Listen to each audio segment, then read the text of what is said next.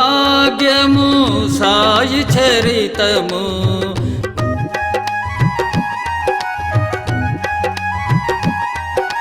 విజయానందను సన్యాసి సాయిని చూచుటకొచ్చెనుగా మానస సరోవర యాత్రను మాని షిరిడికి వచ్చగా ఆ సన్యాసి తల్లికి జబ్బుగా ఉన్నది అంటూ సాయి ఆజ్ఞను వేడెనుగా తల్లిని అంతగా ప్రేమిస్తే సన్యాసమెందుకు అన్నారు సాయి కాషాయ వస్త్రం ధరిస్తే దేనియందు అభిమానం వలదని అభిమానమునే విడువమనెనుగా హరిపాదములను పట్టమనెనుగా పూర్వ పుణ్యమే ఎక్కువ అగుటచే షిరిడీకి రాగలవన్నారు కోరికను వదులన్నారు భాగవతమే చదవన్నారు సాయి ఆజ్ఞతో భాగవతమును 2 సార్లు చదివాడు అతను సాయి ఏచెగా సన్యాసికి సద్గతిని ప్రసాదించెనుగా బాలారాం అనే భక్తుడు ఒకడు బాబా వద్దకు వచ్చెనుగా సాయిని అతనిని మచ్చింద్రగఢ్లో నివసించమని ఆజ్ఞాపించి సాయిని కూడా మనిషిగా భావించి సాయి షిరిడిలో ఉంటారనుకొని ఈ భావనను తొలగించాలని సాయి దర్శనం అతనికి ఇచ్చే అప్పటి నుండి మాన్కర్ భక్తుడు సాయి పాదములు పట్టుకొనే సాయి సముఖమున అతను కూడా తన ప్రాణములను విడిచెనుగా తాత్యా సాహెబ్ నూల్కరు కూడా షిరిడీలోనే ఉండెనుగా చివరి సమయమున అతనికి లభించే సాయి బాబా తీర్థముగా బాబా సమాధి చెందుటకు 7 రోజుల ముందు చూడగా ఒక పులి మరణించే బాబా ముందర పులి కూడా సద్గతిని పొందెను ఓం సాయి శరణం శరణం శ్రీ సాయి శరణం శరణం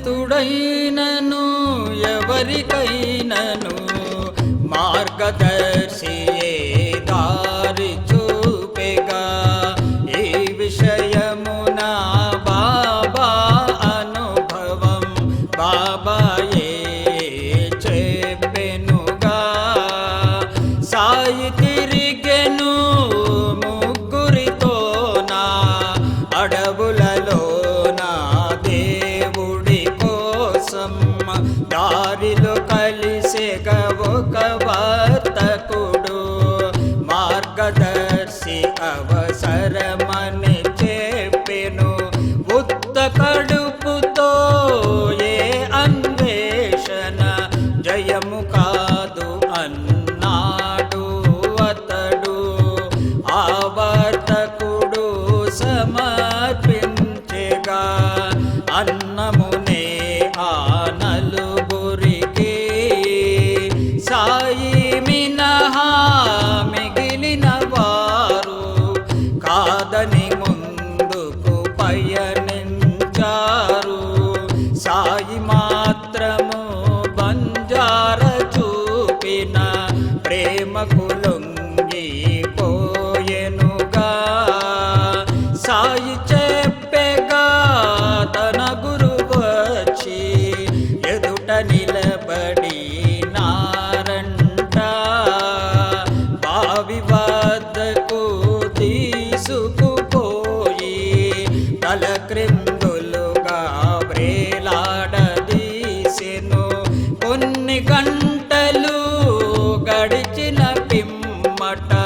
గురువు వచ్చెనుగా సాయి ఎదుట ప్రశ్నించెనుగా సాయి బాబాను ఎట్లున్నావని చెప్పమనెనుగా బాబా చెప్పగా ఆనందమని అది ఎట్లు వర్ణించగలమని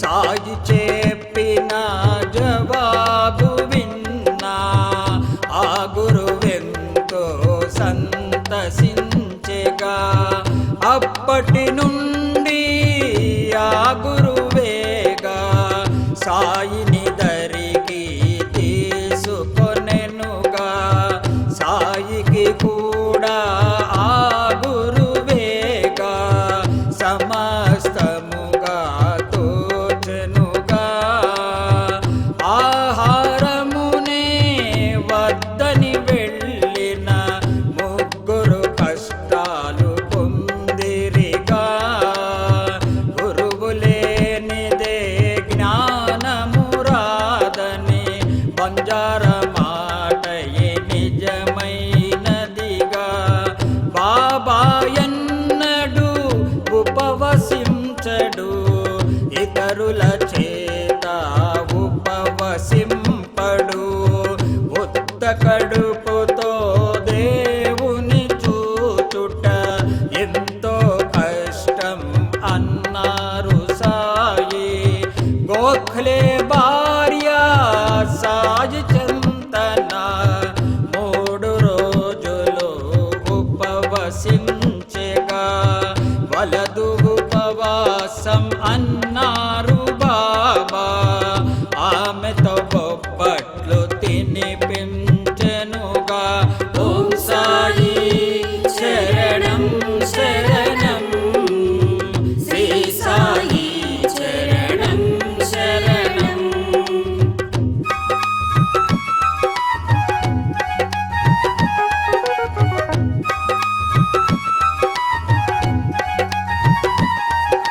బాబా పటము ముందర పడిన అగరవత్తుల బూడిదను ఊదిగా భావించి మోది భక్తుడు సాయి సహాయము కోరినాడుగా ఆ బూడిదను తన స్నేహితునికి తేలు కాటుకు వాడెనుగా అది రాయగనే పోయగనొప్పి సాయి బాబా దయతోనేగా ప్లేగు జ్వరముతో బాధపడెనుగా సాయి భక్తుడి కూతురుకి నానా తలిచెగా రోడ్డుపై మట్టిని సాయి ఓదిగా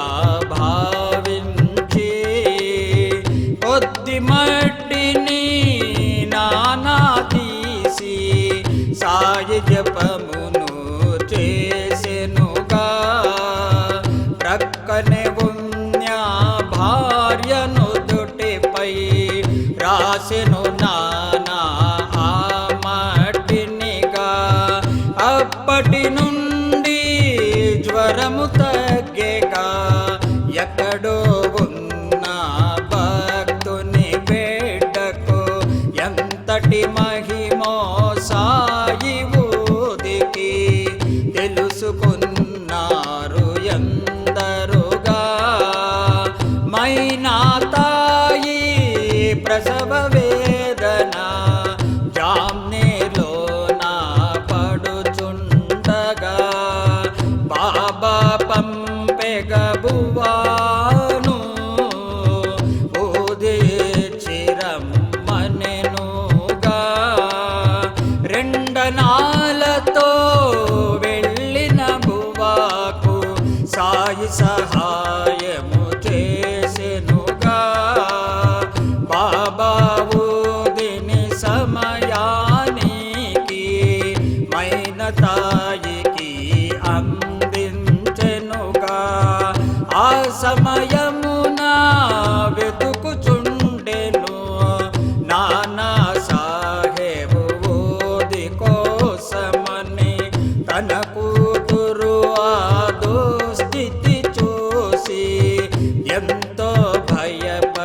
పోయెనుగా. సాయి పంపిన ఓదిని నానా నీటిలో కలిపి కుమార్తెకిచ్చి, మైన తాయి ప్రసవము సుఖముగా ఊది వల్లనే జరిగెనుగా. అప్పాకుల కర్ణి లేని సమయమున ఫకీరు ఇంటికి వచ్చెగా. అప్పా భార్యను అడిగెను దక్షిణ, ఇంటికొచ్చిన ఫకీరుగా. 1 రూపాయి ఆమె ఇచ్చెగా, ఇంటికొచ్చిన ఫకీరుకి ఊది పొట్లమును ఇచ్చెగ ఫకీరు. వెడలినాడు ఆ ఇంటి నుండి. అప్పాకుల కర్ణి అది తలుసుకొని వెతకినాడు ఆ ఫకీరు కోసం. అప్పా అనుకున్న 10 రూపాయలు ఫకీరు వచ్చి అడిగెనుగా. ఓం సాయి శరణం శరణం, శ్రీ సాయి శరణం శరణం.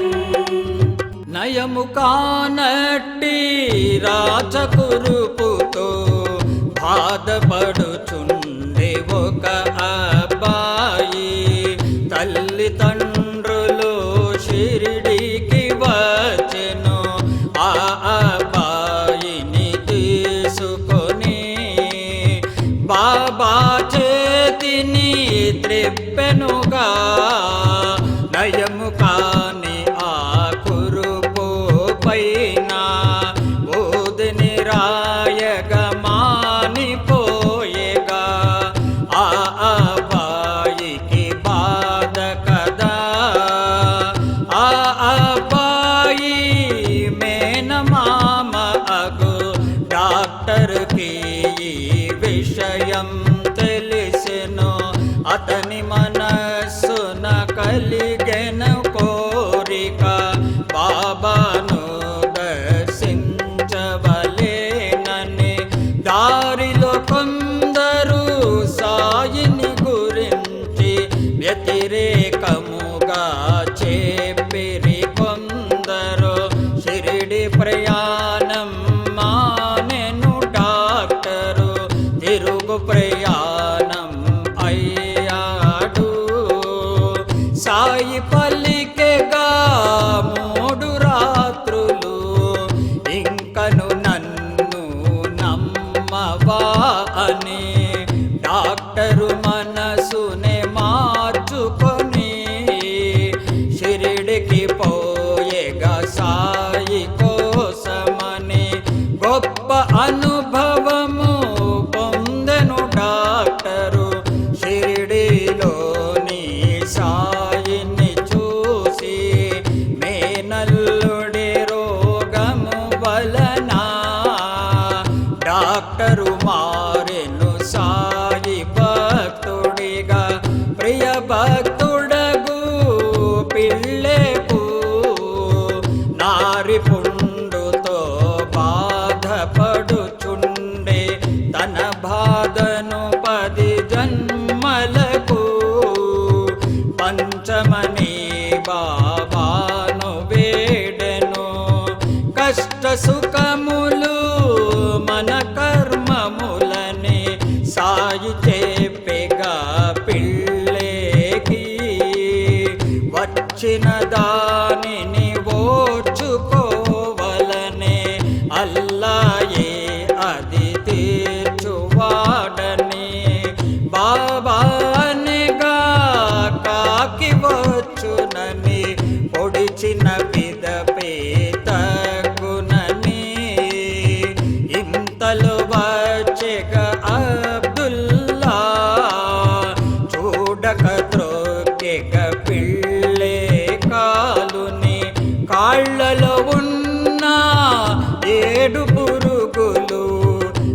బయటకు వచ్చెగా చూస్తుండగా అబ్దుల్లాయే ఆకాకి అని బాబా అనిగా పిళ్ళేతో తగ్గిపోయేగా పిళ్ళే వ్యాధి ఏ చికిత్స పొందకుండగనే బాబా మాటే ఔషధముగా పనిచేసెనుగా ఆరోగికి శ్యామా మరదలి ప్లేగు వ్యాధికి బాబా ఊదియే ఔషధమయ్యను మూర్ఛరోగి ఇరాని బాలిక ఊది నీళ్ళెగా నిమ్మళించెగా మూత్రకోశములో రాయిని కూడా ఊది నీళ్లతో కరిగిపోయేగా ఊది నీళ్ళెగా కాపాడెనుగా ప్రసవ సమయమున ఒక స్త్రీకి ఓం సాయి శరణం శరణం శ్రీ సాయి శరణం శరణం.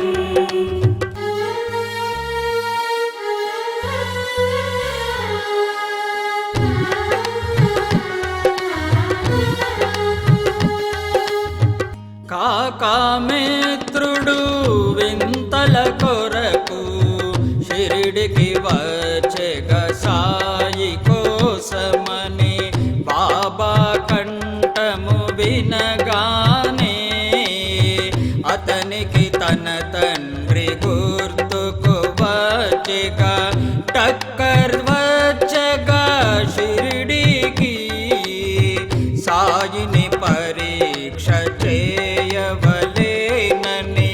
గింజలు ఉన్న ద్రాక్ష పండ్లను సాయి చేతికి ఇచ్చెనుగా వింతల కోసం వచ్చిన అతనిని కనిపెట్టెనుగా సాయినాథుడు గింజలు ఉన్న ద్రాక్ష పండ్లను గింజలు లేని వానిగా మార్చెను.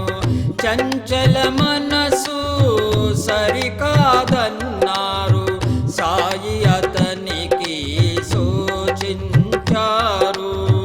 మనసున నిలకడ చేయమన్నారు సాయి అతనికి సూచించారు. బాకీ ఉన్న వానిని సాయి దక్షిణ అడిగే వారంట దాన ధర్మములు చేయమన్నారు. అది ఎంతోగా పుణ్యమన్నారు. నిద్ర పట్టని రోగికి కూడా బాబా ఊది ఔషధమయ్యగా బాలాజీ సంవత్సరీకమున ఊది వల్ల మిగిలెనుగా భోజనం.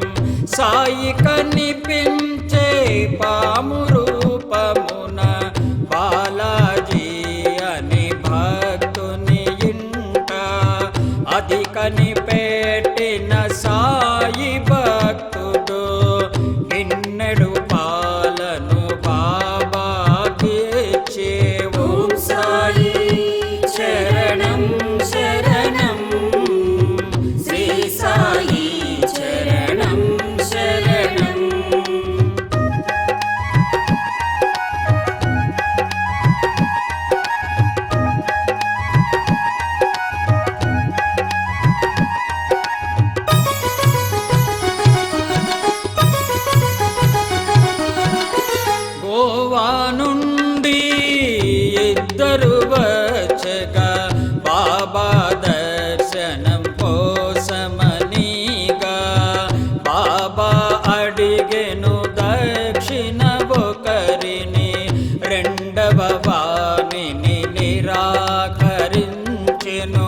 శ్యామ అడిగెను బాబాను, ఎందులకి భేద భావమని. బాబా చెప్పెగ మసీదు మాయి, బాకీ మాత్రమే కోరునని. ఇద్దరిలో ఒకరు మ్రొక్కుకొనెనుగా, తన ఇష్టమైన దత్త దేవునికి. నౌకరి దొరకిన మొదటి జీతమును ఇష్ట దేవునికి ఇచ్చెదని. నౌకరి వచ్చగా మ్రొక్కు మరిచెగా, అతని కర్మ ఫలం ఈడ్చెనుగా. అందుకే దక్షిణ అడిగినానని, అతని బాకీ తీసుకున్నానని. సాయి చెప్పెగా రెండవ అతనిది కథ అందరికీ ఈ విధముగా. ఆదరించిన వంట మనిషియే దొంగలించెగా తన ధనమంతా. బాధలో ఉన్న రెండవ అతనికి ఒక ఫకీరు తన ఇంటికి వచ్చెగా. ఫకీరు చెప్పెగా రెండవ అతనికి, షిరిడికి పోయి సాయిని చూడని. అంతవరకును ఇష్టమైనది తినవదని అన్నారు ఫకీరు. కొన్ని దినములు గడిచిన పిదప పోయిన ద్రవ్యం తిరిగి పొందెగా. ద్రవ్యము దొరికిన సంతోషములో అతను కూడా మరచాడు మ్రొక్కును. బాబా కనిపించి అతని స్వప్నమున వెంటనే మ్రొక్కు గుర్తుకు వచ్చెగా. వెంటనే అతను షిరిడికి వచ్చెగా. సాయి బాబాని దర్శించెనుగా. సంతతి లేని ఒక తల్లి శ్యామ ద్వారా సాయిని కోరెగా. బాబా ఇచ్చెగా టెంకాయిని, ఆశీసులతో ఆ తల్లికి. ఒక సంవత్సరం గడిచిన పిదప ఆమె వచ్చెగా కొడుకును మోస్తూ. ఆమె ఇచ్చిన 500 శ్యామ